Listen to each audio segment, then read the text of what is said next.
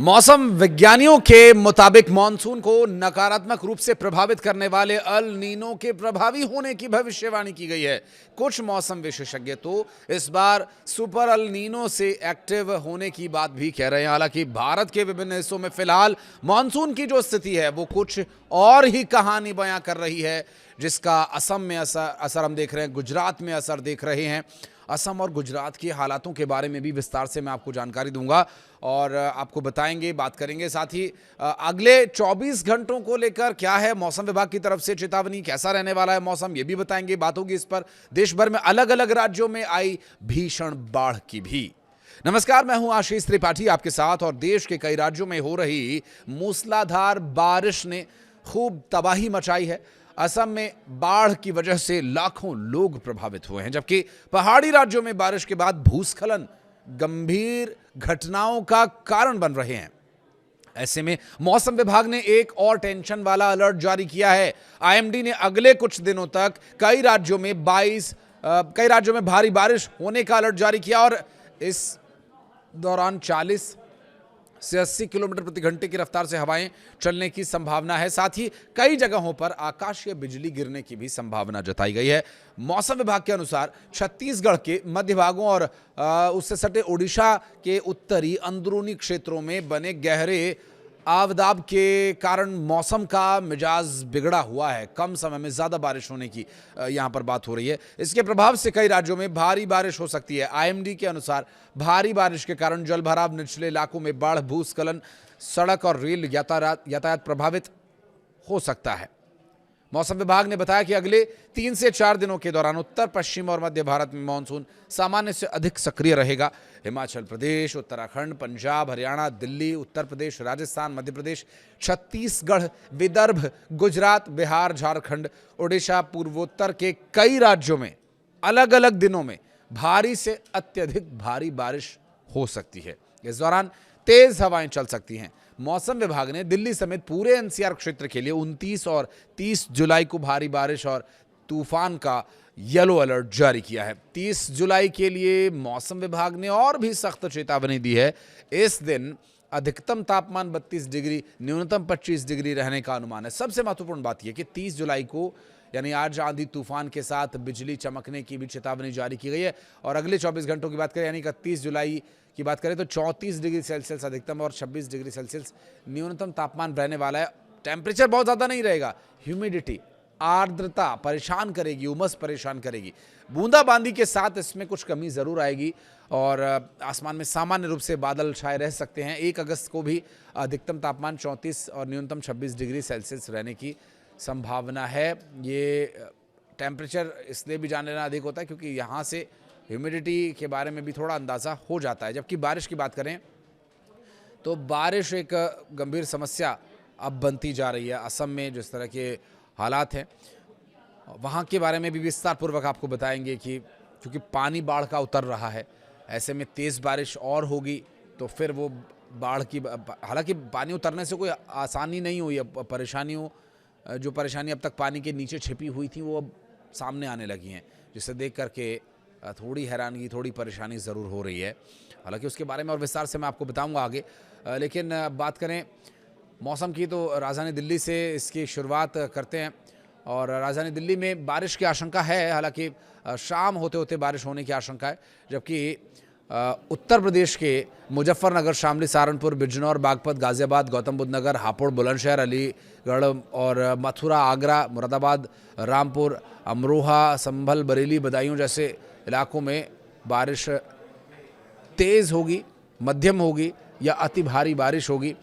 ये उस समय के मौसम पर, उस वक्त चलने वाली हवाओं की गति पर काफ़ी निर्भर करेगा।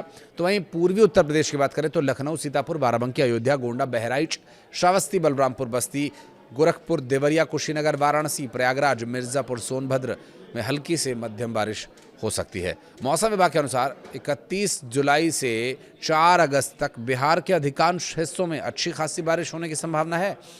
30 जुलाई तक कुछ स्थानों पर हल्की बारिश हो सकती है और जबकि 31 जुलाई से कई जिलों में भारी बारिश हो सकती है। आईएमडी के अनुसार 30 जुलाई से 4 अगस्त के बीच 30 से 40 किलोमीटर प्रति घंटे की रफ्तार से तेज़ हवाएं चल सकती हैं। कुछ स्थानों पर बिजली गिरने की भी संभावना जताई गई है। गुजरात से लेकर असम तक लगातार हो रही मूसलाधार बारिश, मानसूनी बारिश से आम जनजीवन पूरी तरह से पटरी से उतर चुका है। असम में तो बाढ़ ने भीषण तबाही मचाई हुई है। प्रदेश के कई जिले, अगर आंकड़ों की बात करें तो 7 जिले कम से कम, टू बी प्रिसाइज, इसकी चपेट में है। असम में बाढ़ की चपेट में आने की वजह से अब तक 78 लोगों की जान जा चुकी है, जबकि 3 लाख से ज़्यादा लोग प्रभावित हुए हैं। वहीं गुजरात में भी नदी नाले पूरी तरह से उफान पर हैं। पश्चिम बंगाल में डीप डिप्रेशन की स्थिति को देखते हुए मौसम विज्ञान विभाग IMD ने कई राज्यों में भारी बारिश से लेकर अति भारी बारिश का पूर्वानुमान जताया। बिहार, उत्तर प्रदेश, ओडिशा, झारखंड समेत कई प्रदेशों में कुछ जगहों पर अधिक से अत्यधिक बारिश हो सकती है, अनुमान इसका जताया जा रहा है। दिल्ली NCR में येलो अलर्ट था, जिसकी हम शुरुआत में बात कर रहे थे। पहले बात करते हैं धरती के स्वर्ग जम्मू कश्मीर की, जहां केंद्र शासित प्रदेश के डोडा किश्तवाड़ जिले के अधिकांश हिस्सों में लगातार खराब मौसम और भारी बारिश को देखते हुए प्रशासन ने एहतियाती तौर पर स्कूल बंद रखने के निर्देश जारी किए हैं। दरअसल चिनाब घाटी के डोडा, किश्तवाड़ और रामबन क्षेत्रों में तड़के करीब 5 बजे से मध्यम से भारी बारिश शुरू हुई, जो कई इलाकों में लगातार जारी रही। मौसम विभाग के आने वाले दिनों में भी मध्यम से भारी बारिश की संभावना जताई गई, जिसके बाद प्रशासन ने स्थिति पर कड़ी नज़र बनाए हुए है। बारिश के चलते पहाड़ी सड़कों पर फिसलन बढ़ गई है और कुछ संवेदनशील क्षेत्रों में पत्थर गिरने के भी खतरा बना हुआ है। बोल्डर्स, भूस्खलन की वजह से ज़्यादातर, चूँकि बारिश की वजह से मिट्टी थोड़ी लूज़ हो जाती है पहाड़ों की, और फिर वहाँ से भारी पत्थरों का गुरुत्वाकर्षण की वजह से भी नीचे की ओर खिंचाव होता है, तो गीली मिट्टी उस वज़न को नहीं संभाल पाती और इस तरह की घटनाएं होती हैं। प्रशासन लोगों से कह रहा है कि अनावश्यक यात्रा से बचें और मौसम संबंधी जो भी पूर्वानुमान है आप उसको सुन करके फिर सलाह को मान करके चलिए। और इसी दृष्टिकोण से महत्वपूर्ण जम्मू कश्मीर राष्ट्रीय राजमार्ग, जहां पर यातायात जारी है, लगातार बारिश के बावजूद ये मार्ग खुला रहा है। वाहनों की आवाजाही यहां पर सामान्य रही है। ये राजमार्ग कश्मीर घाटी को देश के बाकी हिस्सों से जोड़ने वाला एकमात्र सड़क संपर्क है, इसलिए प्रशासन इसकी स्थिति पर विशेष निगरानी बनाए हुए रहता है और इसमें किसी तरह की बाधा उत्पन्न ना हो, ये कोशिश रहती है। पूर्वोत्तर में असम लगातार बारिश से बेहाल है। गंभीर से अति गंभीर स्थिति यहाँ पर बनी हुई है। आंकड़ों के अनुसार राज्य में बाढ़ से मरने वालों की संख्या 78 पहुँच गई है। शिवसागर, चराईदेव, गोलाघाट, जोरहाट, नगांव, विश्वनाथ और कामरूप सहित 7 जिले बाढ़ से प्रभावित हैं। 21 राजस्व सर्किल्स, 551 गांव जलमग्न हो चुके हैं और 3 लाख से ज़्यादा लोग प्रभावित हैं। 21,523 हेक्टेयर कृषि भूमि बाढ़ की चपेट में है।